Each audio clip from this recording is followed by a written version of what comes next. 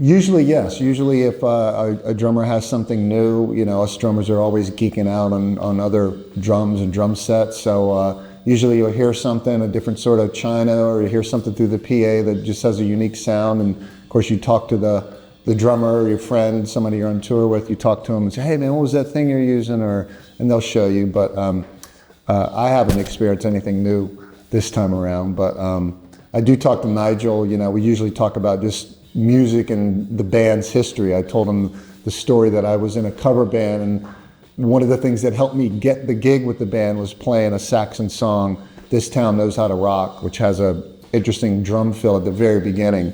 And I kind of nailed it and helped me get the gig. So he remembers that and proud of it.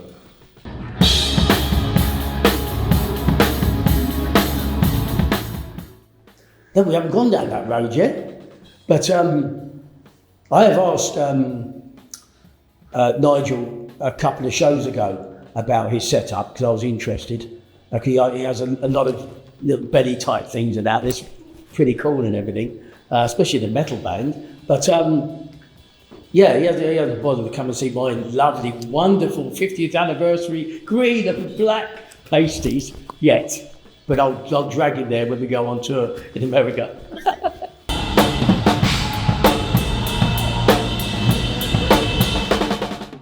I sometimes, you know, sometimes I won't set up, say, the sort of stacky things or whatever, you know.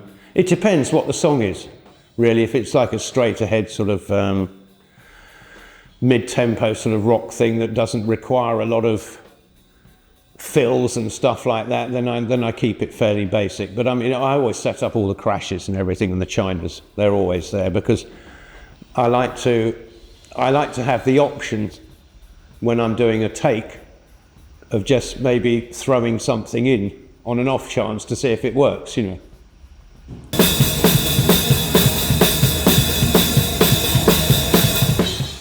Well, like I said earlier, of course, the holy grail of rock and roll drums, Mr. John Bonham. I know Carl Palmer, he was a big Paiste guy. And I mentioned Alex Van Halen, Ian Pace. I remember even seeing Bobby Rondinelli years ago with Rainbow, and he was a big Paiste guy. So, and I think now Tommy Aldridge, who's also he's on the Mount Rushmore of rock drums. He's one of the 4 or 5 people up there. But yeah, all those guys.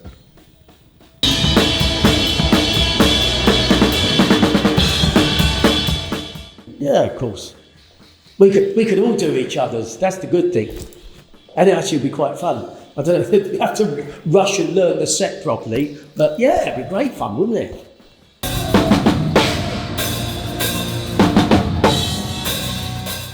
I've gone through a lot, you know, I've tried a lot, you know. When I first joined Saxon and everything, I had 2002s, and then I've been through signatures, and so my setup's now a complete mixture. I mean, I had, I can't remember who it was, someone from Paiste years ago sat behind me to watch my technique, I think, and sort of said, yeah, you need to try these crash cymbals and you need to try that. And so, you know, I've sort of finally settled on this sort of mishmash of different series.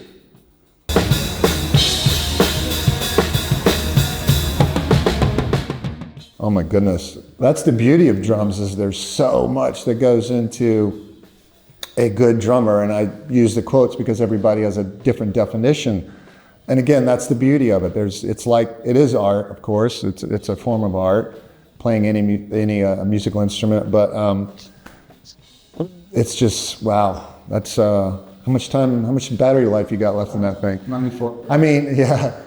The cliche part, which is true, is, you know, holding down a groove. And of course that is varied, and that could go from a million different directions because it depends on the music you're playing. So if it's jazz, or if it's pop, or if it's funk or rock, holding down that groove, I was getting ready to do air quotes again, but holding down the groove is first and foremost, especially if you're in a band. If you're soloing at home and you're an Instagram drummer, then, you know, let it fly and do whatever you want.